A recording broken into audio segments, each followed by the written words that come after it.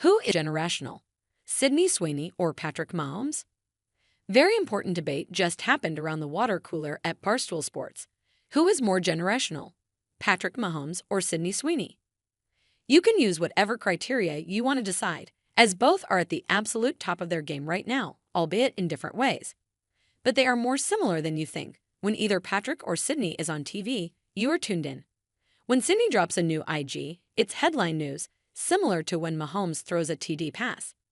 They both have revolutionized their respective games, making their fans hoot and holler, and, in many cases, get on all four and start barking.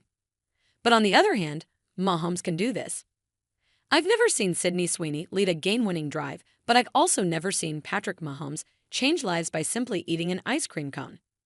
So here's where it gets tricky. Does Sydney need to win the big one before she can be considered generational? After all, she is in the acting business. Does she need to win an acting award, Oscar, Emmy, Golden Globe, to be mentioned as an all-time great? Or is she not in the business for the hardware, and her movies like anyone but you and her scenes in Euphoria more than enough? Finally, you need to think about who came before them. Mahomes isn't at Tom Brady's level quite yet, and Sweeney needs to prove she's not just the flavor of the week. After all, there was a time where Lindsay Lohan was the hottest thing in Hollywood, and she ended up having an RG3-esque career after Mean Girls. Goddamn, that's a great comparison. Shout out to me. At this point, I think it's too close to call. I could hear arguments for either. So who you got, Mahomes or Sweeney?